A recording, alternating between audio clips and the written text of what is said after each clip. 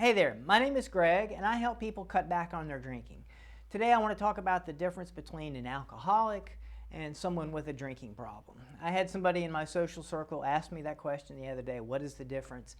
And so I gave them an answer, but I've thought about it some more in the meantime and elaborated my thoughts a little bit, and I want to offer those here. So the first thing I have to say is that the term alcoholic is no longer used by people in the alcohol treatment profession. It's completely unhelpful in the way that it labels the person. Where else, when somebody has an issue, a disease, a tendency to do some unhelpful things in their life, do you give this label? And especially that particular label has a huge amount of kind of judgment and emotional baggage. There's just no point in using it. So I don't use it. The term that people in the professionals use is alcohol use disorder, and that's actually not even a phrase that means a lot to me or that I use in my discussions. So what is the difference between that? Well, since I don't recognize that, I can't really talk about what the difference between that and a problem drinker is. Here's the definition that I use. Actually, before I go there, you can go online and find any number of questionnaires, and you can answer with how much you drink and how often you drink, and they'll give you an answer, and they'll tell you that you're a binge drinker or a chronic drinker. That maybe is interesting stuff, but I used to take those sort of quizzes, and they never changed my behavior a little bit. The fact that I took them meant that I was maybe a little worried about the quantity of my drinking. I was probably looking for reasons to find out that, hey, everything was okay, or maybe I was looking to prove what a badass I was by how much I could keep my life together with the amount that I drink. Whatever the reason, those kind of quizzes never meant a lot to me. You could have in mind the fact that I think it's the CDC has some guidelines for how much it's safe to drink, and that number is like 14 drinks a week per man. And that's for 5%, that would be for 14 12-ounce beers, 5%. If you do the calculation, a typical IPA, you're going to be able to drink 10 of those in a week. So that's an interesting number that may have some relevance. I used to know that number when I drank 25 or 30 IPAs a week. It didn't change my behavior, but I think it's a relevant thing if you start, if you're in your 40s and you're starting to think about your health, and you assume that there's some meaningful science behind that number of 10 IPAs or 14 drinks, that could mean something. But here's what really is the way that I think it's useful to approach whether you should think about cutting back on your drinking. That's the other thing. The word alcoholic was used to imply that, oh, you're an alcoholic and your only choice is to completely stop. And this idea of abstinence is the only solution is really completely outdated. If it ever made any sense, it certainly doesn't make sense now with what we know about neuroscience and the science of habits and even addiction. So, and finally, what I'm going to say now, I am only ever speaking to and purporting to be able to help people who don't have physical addiction to alcohol. And that is an absolute real thing. It can be physically addictive. And if you get to a point where you're drinking sufficient amounts, stopping is dangerous. It will make you sick. It can kill you. It should be done under a doctor's supervision. There's ways to taper, and that is completely, really outside of my purview.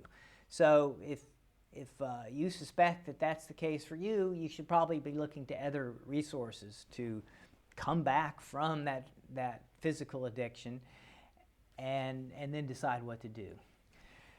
Assuming that's not who you are, here's what I have to say about whether you should think about cutting back on your drinking. Is ask yourself, do you like your life? Are you getting what you want in your life? Or do you have what you want, or are you making progress toward it?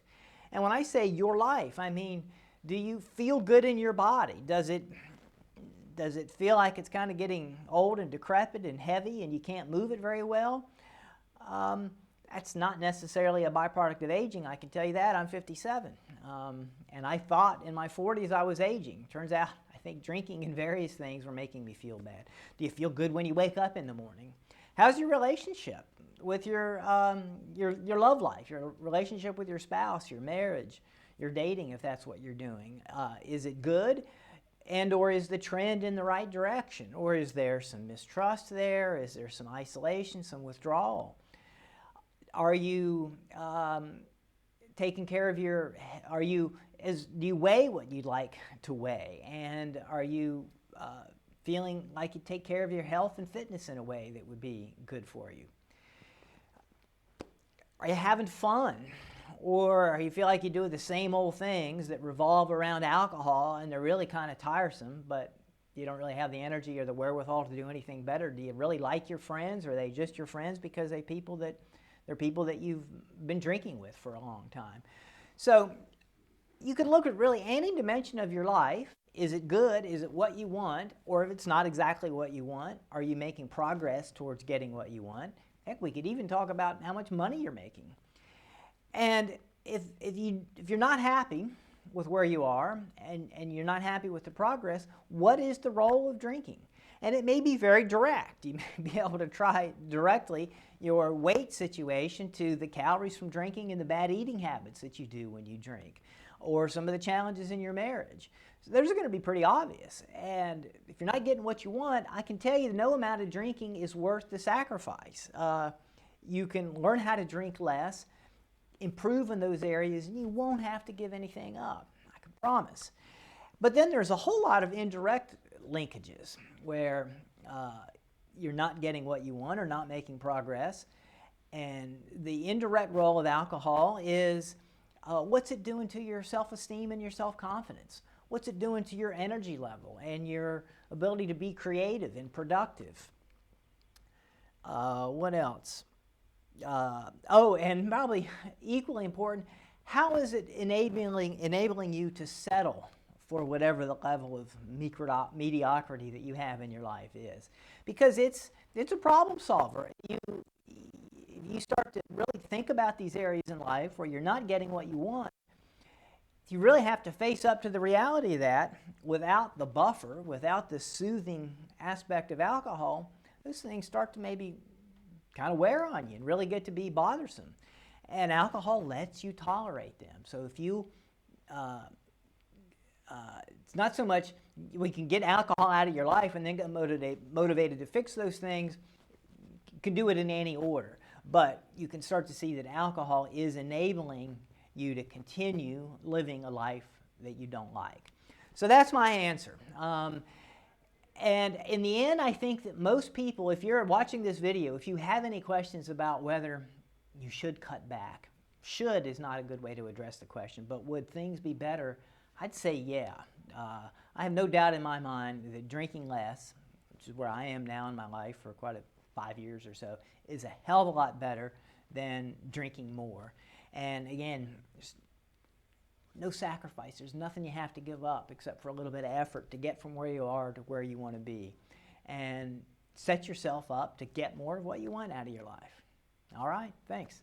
If you have any comments or questions or reactions, I'd love to hear them in the comments. All right, goodbye.